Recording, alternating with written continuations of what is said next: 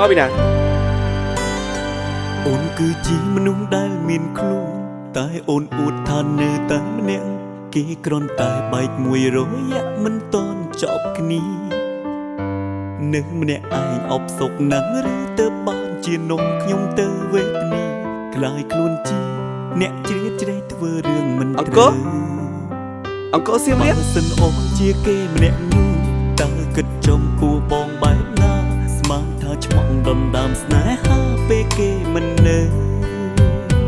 តែតាមពិតបងមិនដឹងសោះរឿងរ៉ាវទាំងអស់អូនអ្នកនំភ្លើខ្លួននៅងងខ្លាំងទើបតែដឹងថាត្រូវគេដឹងមុនបងដឹងអូនមិនព្រមប្រាំតែមកប្រាប់ក្រោយពេលបងដឹងអ្នកណាមួយដែលថាមិនខឹងពេលយល់ការពិតទោះមិនចំក៏បានធ្វើខុសហើយកុំហៅធំពោះពីកិនជ្រុលធ្វើឲ្យគេនោះខូចចិត្តទាំងមិនដឹងខ្លួនប្រាប់គេផងតាបងសុំត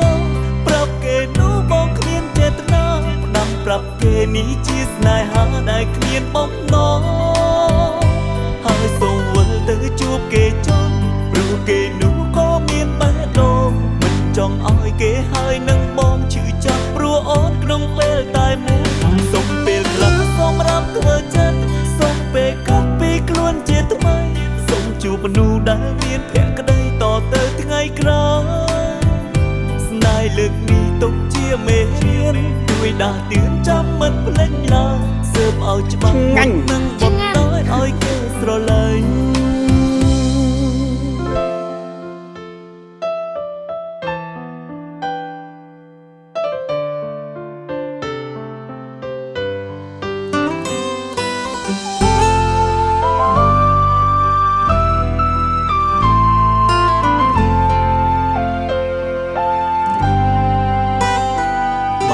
អូនជាគេម្នាក់នោះតើគិតចំពោះបងបែបណាស្មានថាឆ្មក់ដុនដាមស្នេហាពេលគេមិននៅ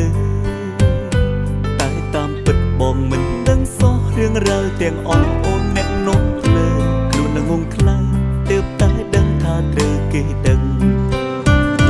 មុនបងដឹងអូនមិនព្រមប្រាំតែមកប្រាប់ក្រោយពេលបងដឹងអ្នកណាមួយដែលថាមិនខឹងពេលយល់ការពិត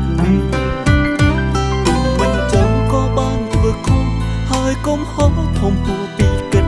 ជ្រុលធ្វើឲ្យគេនោះខូចចិត្តទាំងមិនដឹងខ្លួនប្រាប់គេផងតាបងសុំតប្រាប់គេនោះបងគ្មានចេតនាផ្ដាំប្រាប់គេនេះជាស្នេហាដែលគ្មានបំណងហើយសូមវិលទៅជួបគេចង់ព្រោះគេនោះក៏មានបេះដូងមិនចង់ឲ្យគេហើយនឹងបងឈឺចាប់ព្រោះអូនក្នុងពេលតែមួយសុំពេលខ្លះសូមរំធ្វើចិត្តសុំពេលកាត់ពីខ្លួនជាថ្មីសុំជួបមនុស្សដែលមានភក្តីតទៅថ្ងៃក្រោយស្នេហ៍លើកនេះទុកជាមេរៀនជួយដាស់តឿន